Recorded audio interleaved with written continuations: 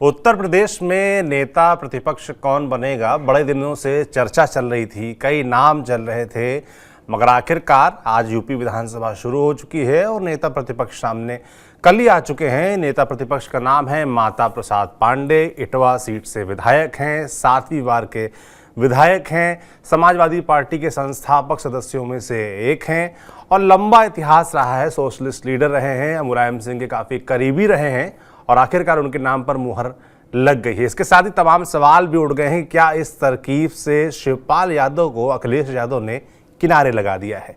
क्या अखिलेश यादव की ये तरकीब जो बीजेपी का कोर वोटर है यानी कि ब्राह्मण वोटर है उसमें सेंधमारी कर पाएगा? इन सभी विषयों पर बात करेंगे और मेरे साथ बात करने के लिए होंगे हमारे वरिष्ठ साथी कबूल जी। कबूल जी, स्वागत है आपका। बड़ी चर्चा थी कि भाई कौन बनेगा नेता प्रतिपक्ष और उसके फिर मायने भी निकाले जाएंगे, तो जाहिर सी बात है नेता प्रतिपक्ष आ गए हैं। सोशल मीडिया पर मिक्स्ड रिएक्शंस आ रहे हैं। तमाम आप देख सकते हैं समाजवादी पार्टी के समर्थक हैं जो इस फैसले से नाराज़ हैं। वो कह रहे हैं कि पीडीए का नारा आपने दिया था, पिछड़ा, दलित, अल्पसंख्यक, जिसमें कि ये फिट नहीं बैठता है ये नाम। लोगों का दावा है कि भाई आपने चुनाव में जिनसे वोट पाया उनके साथ आपने गलत किया, आप इससे दिक्कत आएगी। हालांकि अखिलेश यादव या उनके तमाम समर्थक इसको इस बात का भी जिक्र करते हैं कि पीडीए में ए का मतलब अगड़ा भी था अल्पसंख्यक के साथ साथ, इस तरह के दावे भी आ रहे हैं, तो उसको लेकर बहस चल रही है। कैसे देख रहे हैं इस फैसले को? देखिए, जिस तरह से जितना ये आसानी से ये बात कही जा रही है उतनी आसानी से माता प्रसाद पांडे का चयन नहीं हुआ है। ये काफ़ी अखिलेश यादव के लिए काफ़ी मुश्किल फैसला था। जब अखिलेश यादव ने अपने लिए उत्तर प्रदेश के बजाय दिल्ली का सियासी मैदान चुना तो उसके बाद से ही बात की कयास लगाई जा रही है कि उत्तर प्रदेश में अखिलेश यादव का विकल्प विधानसभा में कौन होगा जी। इसको लेकर तमाम तरह की चर्चाएं थीं, खासतौर से अखिलेश यादव का पीडीए फार्मूला जिसकी आप बात कर रहे थे कि पिछड़ा, दलित, अल्पसंख्यक में से कोई बनेगा। लेकिन अखिलेश यादव ए को लेकर हमेशा से उन्होंने कंफ्यूजन की स्थिति बना रखी थी। ए को लेकर स्पष्ट नजरिया उन्होंने कभी पेश नहीं किया। उन्होंने पी से कहा पिछड़ा, डी से दलित, लेकिन ए से कहा आधी आबादी, तो कभी ए से अल्पसंख्यक, तो कभी ए से अगड़ा भी कहा। तो मुझे लगता है इन चीज़ों को देखते हुए एक तो यह है कि क्या अखिलेश जो माता प्रसाद पांडे की नियुक्ति हुई वो पीडीएफ फार्मूले से अलग हुई है या उसी के तहत? तो मुझे लगता है कि ये पीडीएफ फार्मूले की तहत ही है और ये एक तरह से विस्तार है और ये विस्तार के तहत उनकी नियुक्ति की गई है। और ये अखिलेश यादव ने बहुत सोची समझी रणनीति के साथ ये फैसला किया है और एक तीर से कई शिकार किए हैं। ऐसा नहीं है, शिकारों के बारे में लोग जानना चाहते हैं कि कौन कौन से शिकार किए। तो पहला उन्होंने खास तौर से उनकी नज़र जो है जो दलित, पिछड़े और अल्पसंख्यक जोड़ के उन्होंने वोट बनाया है। देखिए, इस चुनाव में वो टेम्परेरी वोट है, कोई ऐसा नहीं है कि जो तमाम जो है गैर यादव ओबीसी जातियाँ आई हैं या काफ़ी दलित जातियाँ कई जुड़ी हैं, वो समाजवादी पार्टी के साथ स्वाभाविक वोट बैंक है या यादव मुस्लिम की तरह कोर वोट बैंक है, वो नहीं है। अखिलेश यादव इस बात को बाखूबी समझ रहे हैं कि वक्त के साथ ये हमारे साथ आए हैं, लेकिन हमें अगर उत्तर प्रदेश में 2027 की सरकार बनानी है तो एक लंबा वोट बैंक, खासतौर से 50% का वोट बैंक हमें अपने आसपास रखना होगा ताकि एक हो। और खासतौर जब आप विपक्ष में होते हैं तो मैसेजिंग का बहुत बड़ा रोल होता है। तो मुझे लगता है अखिलेश यादव ने यही उलझा। आप देखिए, नेतृत्व प्रतिपक्ष के तौर पे इंजीत सरोज का नाम चल रहा था, तूफानी सरोज का नाम चल रहा था, रामअचल राजभर का नाम चल रहा था, शिवपाल यादव जी का चल रहा था कि ये था कि इनमें से कोई एक चुनेगा। अखिलेश यादव ने अपने तमाम विधायकों को से वो लगातार मुलाकात कर रहे थे और उनसे राय मशवरा कर रहे थे। इस बीच कुछ लोगों ने इंजीत सरोज के नाम पे आपत्ति भी जताई कि वो दरअसल बसपा से आए हैं, पार्टी के पुराने नहीं हैं, जो पार्टी में जैसे स्वामी प्रसाद मौर्य वाला दूध के जले माठा भी फूंक के पीते हैं पल्लवी पटेल का उन्होंने रुख देखा, तो उन्होंने देखा कि ऐसे में किसी ऐसे पार्टी की नियुक्ति होनी चाहिए जो पार्टी के वफादार हों। तो उसमें फिर बात होने लगी कि इसको तो शिवपाल यादव और माता प्रसाद पांडे, इन दोनों सीनियरिटी के लिहाज से ये भी कि जो लंबा अनुभव हो वो पार्टी का ही हो, चेंज ना किया हो बार। वैसे रामअचल राजभर का आपने नाम लिया, इंद्रजीत सरोज का नाम लिया, इनके नाम चर्चा में था, मगर दिक्कत ये थी कि बैकग्राउंड इनका सफाई नहीं है, समाजवादी पार्टी का नहीं, बसपा से आए हैं, बसपा से आए हैं और बसपा के नेताओं को, लेकिन निश्चित तौर पे बसपा के नेताओं आने से सपा को फायदा हुआ है। लेकिन पार्टी में जिस तरह की नजरिए बटे हुए थे उसमें अखिलेश यादव ने ये दांव खेला, क्योंकि इंद्रजीत सरोज बहुत अच्छे पार्टी के समीकरण के लिहाज से फिट बैठते हैं, लेकिन सदन में मुखर होने के नाते वो उतने मुखर नहीं हो सकते। और एक पॉइंट और भी बताया गया, क्योंकि उनके बेटे भी सांसद बन गए हैं। यही बात जब इंद्रजीत सरोज का हुआ तो फिर ये हुआ कि पार्टी कोई और दलित नेता देखा जाए तो तूफानी सरोज का नाम आया। लेकिन तूफानी सरोज के साथ ये है कि वो 3 बार सांसद रहे हैं, विधानसभा में उनका अनुभव नहीं है। फिर AK वर्मा का नाम आया, जो खासतौर से रानीगंज से विधायक प्रतापगढ़ से, लेकिन वो उनका पास भी राजनीतिक अनुभव इतना लंबा नहीं है। तो ये हुआ कि अगर सदन के अंदर वो होते हैं तो क्या कहीं ऐसा ना हो सत्ता पक्ष हावी हो जाए और विधानसभा, तो ऐसे नेता की तलाश हुई कि उसमें फिर नाम आता है शिवपाल यादव और माता प्रसाद पांडे का। माता प्रसाद पांडे पार्टी के पुराने कैडर हैं, तमाम चीजें हैं, उस लिहाज से देखा गया कि अखिलेश यादव ने माता प्रसाद पांडे के नाम पे, और कल तक ही फैसला करना था, 4 बजे दोपहर का वक्त हो चुका था, ऐसे में माता प्रसाद पांडे के नाम पे मोहर लगी। माता प्रसाद पांडे के नाम पे मोहर लगने के साथ ही अखिलेश यादव के PDF फार्मूले का एक तरह से एक्सटेंशन बताया गया कि ये विस्तार है और ये ब्राह्मण वोटों को साधने की स्ट्रेटजी है, और इसके तहत ही माता प्रसाद पांडे को बनाया गया।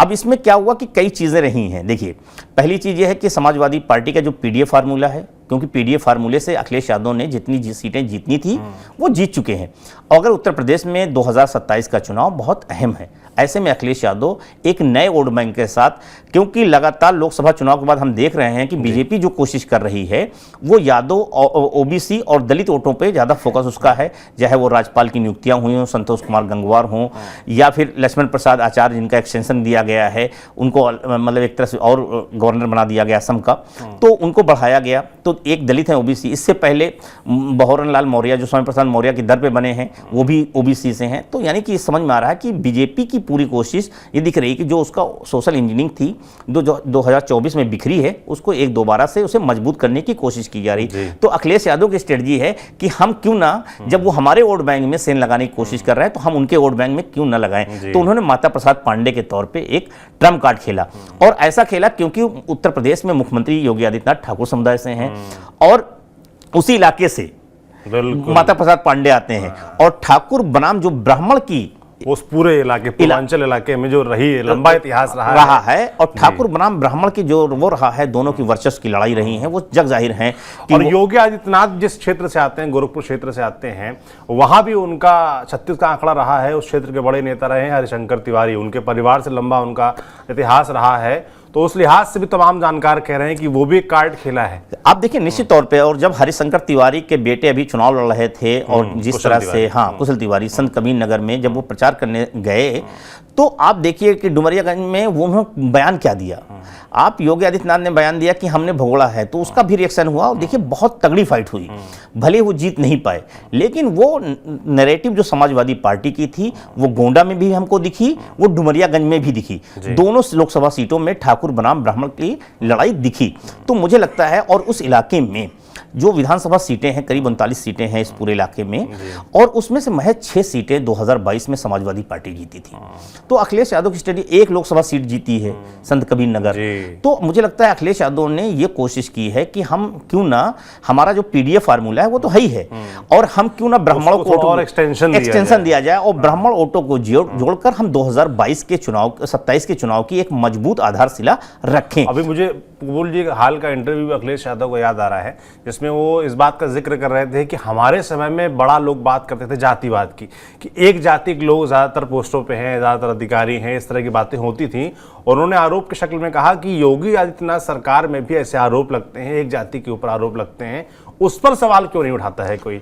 तो अब ये जो आया है, नेता प्रतिपक्ष एक ब्राह्मण को चुना है, तो लोग हर चीज को करेक्ट करके देख रहे हैं। निश्चित तौर पे आप देखिए, मैं जैसा आपने कहा कि अखिलेश यादव इस बात को, हालांकि भारतीय जनता पार्टी के दौर में खुल के बीजेपी के लोग बोलते थे कि यादवों का वर्चस्व है, लेकिन समाजवादी पार्टी अखिलेश यादव इस तरह से ना बोल के वो सिर्फ एक जाति विशेष का नाम लेते हैं, और वो ये उनका इशारा कहीं ना कहीं ठाकुर समुदाय के ऊपर होता है कि आज सत्ता में उत्तर प्रदेश में ठाकुर समुदाय के लोगों का दबदबा है, चाहे वो सरकार सत्ता में हो या प्रशासन की नियुक्तियों में हो, प्रशासन में हो, इसको लेके तमाम आरोप भी लगते रहे। तो अखिलेश यादव की स्ट्रेटजी है। लेकिन आप देखिए माता प्रसाद पांडे के साथ क्या है, एक बड़े अनुभवी नेता है, सदन में जब वो बोलेंगे उनके पास विधानसभा अध्यक्ष रहने का अनुभव है, तो वहाँ की जो संसदीय कार्य, जो उसके नियम नियमावली है उसको भी बाखूबी वो समझते हैं। और जब उनके सामने योगी आदित्यनाथ जवाब भी दे रहे होंगे तो एक लिमिट और एक दायरा होगा, और जितना अगर एक अपर क्लास को एक अपर क्लास के द्वारा मुझे लगता है कांटे से दूसरे कांटे को निकालने की भी कोशिश जो है अखिलेश यादव ने किया है, और इसमें उन्होंने कई बलि चढ़ाई। इसमें उन्होंने नाराजगी जो झेलनी पड़ रही है वो दलितों की भी नाराजगी झेलनी पड़ रही है। इसमें जो नाराजगी एक तबका है कि वो शिवपाल यादव का तबका है, उसकी भी नाराजगी झेलनी पड़ रही है। तो कोशिश यहाँ कई चीजों की हो रही है। सोशल मीडिया पे नाराजगी साफ तौर पर नजर भी आ रही है, तो कुछ लोग समर्थन में भी बात कर रहे हैं। आपने शिवपाल यादव का जिक्र किया तो एक तस्वीर भी बड़ी वायरल है जिसमें माता प्रसाद पांडे के ठीक बगल में शिवपाल यादव बैठे नजर आ रहे हैं। हालांकि चर्चा इस बात की भी है कि क्या अखिलेश यादव ने माता प्रसाद पांडे को नेता बनाकर शिवपाल यादव को साइडलाइन कर दिया। अब शिवपाल यादव के जो ये फैसला हुआ उसको लेकर एक तर्क ये भी दिया जा रहा है क्योंकि विधान परिषद में नेता प्रतिपक्ष एक यादव को लाल बिहारी यादव को बनाया, जी लाल बिहारी यादव को बनाया गया। इस वजह से भी शिवपाल यादव का जो वेटेज था वो कम पड़ गया था। अखिलेश यादव पर दबाव था कि दोनों जगह ही अगर यादव बिरादरी से लोग होंगे तो इस पर भी सवाल खड़े होंगे। निश्चित तौर पे आपने कहा जिस दिन लाल बिहारी यादव विधान परिषद के नेता बने, मुझे लगता है उसी दिन साफ हो गया था कि विधानसभा में शिवपाल यादव विधानसभा नेता प्रतिपक्ष नहीं बन पाएंगे। ये पहले दिन उसी दिन मोहर लग गई। लेकिन इसके पीछे एक और चीज है, राज्यसभा में देखें तो प्रोफेसर रामगोपाल यादव जो है राज्यसभा सपा की जो है संसदीय है उसके नेता हैं। लोकसभा में क्या है, अखिलेश यादव नेता हैं। अगर विधान परिषद में भी लाल बिहारी यादव हैं, अगर विधानसभा में भी शिवपाल यादव हो जाते तो एक तो यादव परस्ती का आरोप लगता। दूसरी चीज एक और बहुत बड़ी बात है कि शिवपाल यादव जिस बात का किनारा लगा दिया गया, क्या एक सोशल मीडिया में भी चल रहा, अखिलेश आपको पता होगा कि उत्तर प्रदेश में 2017 के चुनाव से ठीक पहले जिस तरह से चाचा भतीजे के खिलाफ सियासी वर्चस्व, कौन भूल पाएगा वो जख्म नहीं भूल पाएंगे। मुझे लगता है वो दर्द अभी भी, यहाँ तक कि शिवपाल यादव ने पूरी तरह समर्पण कर दिया, हर तरह से वो कर दिया, लेकिन जो एक बार गांठ कोई खुल जाती है ना, दोबारा से उसको जोड़ना बहुत मुश्किल होता है। मुझे लगता है कि वो जो अविश्वास की कमी है वो एक कारण है। दूसरा है कि जो अखिलेश यादव के करीबी नेता हैं वो भी नहीं चाहते हैं कि शिवपाल यादव का कद दोबारा से समाजवादी पार्टी में मुलायम सिंह यादव की दौर की तरह फिर से बढ़े।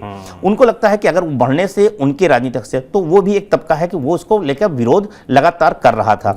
इसीलिए माता प्रसाद पांडे उसमें एक ट्रम्प कार्ड के तौर पर रहे। वो एक ऐसे तुरुप के पत्ते के तौर पर अखिलेश यादव ने इस्तेमाल किया जिसको इतराज जो है शिवपाल यादव भी नहीं कर पाए। आप देखिए कि इसमें शिवपाल यादव जब नाम आया, अगर समाजवादी पार्टी में 109 या 10 विधायक हैं, उनके आप फहरिस्त देखें तो उसमें कोई भी ऐसा नेता मतलब नहीं दिख रहा था जो शिवपाल यादव के कद का हो। उसमें एक माता प्रसाद पांडे थे, तमाम नेता थे, जो कोई 2 बार का विधायक है, कोई 3 बार का विधायक है, कोई 4 बार का विधायक है, लेकिन वो सारे लोग कभी ना कभी शिवपाल यादव के सानिध्य में रहे हैं या शिवपाल यादव की छत्र छाया में आगे बढ़े लिखे हैं। तो मुझे लगता है इसमें माता प्रसाद पांडे इकलौते नेता हैं। आजम खां के जेल जाने के बाद अगर आजम खां होते तो एक बेहतरीन कंपटीटर आज होते माता प्रसाद, क्योंकि वो इससे पहले नेता प्रतिपक्ष के रोल अदा कर चुके हैं और उनके भाषणों की चर्चा भी रहती है सदन के अंदर। हाँ, जो भाषा वो जबरदस्त होती है वो होती तो, लेकिन उनके खासतौर से सदस्यता जाने के बाद और जेल जाने के बाद मुझे लगता है माता प्रसाद पांडे, आप देखिए 81 साल की उम्र के हैं, जनेश्वर मिश्रा राम उनके साथ अपनी राजनीति शुरू किया है। तो और आज नहीं, पार्टी के लगातार वफादार नेताओं में से रहे हैं। दूसरी तरफ यह है कि बीजेपी समाजवादी पार्टी पे जब खासतौर से राकेश पांडे मनोज पांडे गए हैं तब से उसमें एक विनोद चतुर्वेदी उनके जाने के बाद से एक आरोप लग रहा था कि समाजवादी पार्टी जो है वो खासतौर से अगड़ों को लेके उतनी वो नहीं है, स्पेस नहीं है उसमें, उनकी ब्राह्मणों की तवज्जो नहीं दी जा रही। मुझे लगता है इस नैरेटिव को तोड़ने की भी कोशिश किया है अखिलेश यादव ने, और शिवपाल यादव को लेके जो विरोध एक तबके का था पार्टी में वो भी खत्म किया है। यादव परस्ती का जो आरोप था उसको भी काउंटर करने का, उसके नैरेटिव को भी तोड़ने की कोशिश की है। माता प्रसाद पांडे खाटी समाजवादी हैं, जब से उन्होंने राजनीति किया है 81 साल की उम्र में, वो अब क्या दगा दे के जाएंगे। मुझे लगता है अखिलेश यादव ने ये भी समझा। लोग जो है तंज के तौर पर जो लोग विरोध कर रहे हैं इस फैसले का, वो ये भी कह रहे हैं कि ऐसा तो नहीं होगा कि किसी दिन माता प्रसाद पांडे की अंतरात्मा की आवाज़ जाग जाएगी। देखिए राजनीति में किसी बात को लेके मतलब उसको नहीं कहा जाता है, संभावनाएं हमेशा बनी रहती हैं, लेकिन अपने इस 81 साल के सफ़र में उन्होंने कई उतार चढ़ाव समाजवादी पार्टी के देखे हैं। उन्होंने देखा है कि कैसे 2005 से 7 तक सत्ता से बाहर रही समाजवादी पार्टी, फिर देखा 2017 से लगातार बाहर रही है, 2017 में चुनाव हार गए लेकिन पार्टी में बने रहे, 2022 में फिर से वो विधायक बने हैं, सतीश द्विवेदी को हराया, हाँ लोकसभा में करते थे बीजेपी और लोकसभा में भी अखिलेश यादव चाहते थे कि वो चुनाव लड़ें। वो जब नहीं तैयार हुए हैं तब वहां से किसी और दूसरे को विकल्प पे विचार किया गया है। वो पुराने नेता हैं, इतने राजनीतिक भवन में समाजवादी पार्टी से जिनको जाना था वो जा चुके। अब समाजवादी पार्टी 2024 के चुनाव के बाद से एक नए तरीके से है, वो अब वैसे भी चार्ज है, सब चार्ज है और उत्साह से भरी है। ऐसे में जब उगता हुआ सूरज हो तो कौन उससे दूर जाएगा। आप यही मुझे लगता है वजह भी है कि अखिलेश यादव ने एक बात और साफ कर दी है कि जो भी लोग छोड़ के गए हैं या बीजेपी से जुड़े नेता हैं उनकी पैरवी लेकर मेरे पास कोई ना आए, वरना जो लेके आएगा उसको भी निकाल दूंगा। निश्चित तौर पे अखिलेश यादव ने साफ संकेत दे दिया है। और अखिलेश यादव जो लोग गए थे दरअसल वो यही उस उम्मीद में गए थे कि अब समाजवादी पार्टी दोबारा से नहीं उभर पाएगी और बीजेपी, क्योंकि वो फरवरी में जाते हैं। देखिए जब राज्यसभा का चुनाव होता है, राम मंदिर प्राण प्रतिष्ठा हो चुकी है, उस वक्त उत्तर प्रदेश में भाजपा की लहर दिख रही थी, माहौल दिख रहा था। लेकिन जैसे से इलेक्शन बढ़ा माहौल बदला और आज वो तमाम नेता जो छोड़े गए थे कोई भी अपने इलाके में भारतीय जनता पार्टी को नहीं जिता पाया। पूरी तरह से अखिलेश यादव फेल्योर है। अखिलेश यादव ने उन तमाम लोगों पे निशाना कसा है, तंज कसा है। और मुझे लगता है अखिलेश यादव, ये जो बात आपने कह रहे थे सौरभ भाई, उसमें मैं इससे 100% सहमत हूं कि अखिलेश यादव ने जो संकेत दिया, संदेश दे के ये बात साफ कर दिया उनके लिए कोई जगह नहीं। क्योंकि उसमें से मैं एक नेता को जानता हूं जो ये कोशिश कर रहे थे कि उनकी पार्टी में वापसी हो जाए और वो अखिलेश यादव ने उसके लिए दरवाजे बंद कर दिए। अब दूसरी जो कौन है वो नेता, नाम बताइए। मैं अगर नाम बताऊं तो मेरी जानकारी में मनोज पांडे हैं। अच्छा। मनोज पांडे जा रहे थे, प्रयास कर रहे थे, वापसी के प्रयास में थे और उनके बाकायदा जो प्यारों हैं वो तो यहां तक कह रहे थे, मैं उनका सोशल मीडिया दिखा सकता हूं, जब उनको लोगों ने कहा तो उन्होंने कहा जिस तरह से चाचा शिवपाल की वापसी हो सकती है तो वैसे ही मनोज पांडे की क्यों नहीं हो सकती, इसलिए उम्मीद नहीं छोड़नी चाहिए। बिल्कुल, हालांकि ये सूत्रों का दावा है, हाँ, कबूल जी के, कंफर्मेशन हम नहीं कर रहे हैं, लेकिन ये बात है। ये जो बात हमने कहा कि जो उन्होंने शिवपाल की तुलना की है वो उनके सोशल मीडिया में कमेंट में है, मैं उसको आप भी दिखा सकता हूं, जो उनके विधायक प्रतिनिधि हैं, ये उनकी बात है। तो वो कोशिश कर रहे थे लेकिन वो नहीं। आप देखिए, लेकिन इस सारी चीजों में जिस तरह से माता प्रसाद पांडे को लाया गया उस पे किसी को भी कोई विरोध नहीं। पार्टी में, समाजवादी पार्टी के विधायकों में या जो पार्टी के नेता, उसमें लीडरशिप में कोई नाराजगी नहीं है। माता प्रसाद पांडे की तमाम पार्टी के नेता इज्जत करते हैं, सम्मान करते हैं। लेकिन इसमें जो नाराजगी दिख रही है वो नाराजगी दिख रही है जो सपा के पीडीए फार्मूले के साथ जो उम्मीद के साथ जुड़े थे, उनको लग रहा है एक का मतलब सिर्फ जो है अल्पसंख्यक ही होता है, एक का मतलब ना अगड़ा होता है ना आधी आबादी होती है, ये उसको लेके है। और इस पूरे उसमें दलितों को प्रतिनिधि नहीं दिया गया, ये थोड़ा सा चिंता की बात दिख रही है, जिसको लेकर मायावती ने सवाल उठाया है। अब इसी पे मैं बात करने वाला था कि मायावती का भी ट्वीट आ गया है यूपी में, खासतौर पे अखिलेश यादव समाजवादी पार्टी को फैसला लें और उस पर मायावती का रिएक्शन ना आए, ये तो अधूरा रह जाएगा। तो मायावती जी का रिएक्शन आ गया है और उन्होंने कहा है सपा मुखिया ने लोकसभा आम चुनाव में खासकर संविधान बचाने की आड़ में यहाँ पीडीए को गुमराह करके उनका वोट तो जरूर ले ले, लेकिन यूपी विधानसभा में प्रतिपक्ष का नेता बनाने में जो इनकी उपेक्षा की गई ये भी सोचने की बात।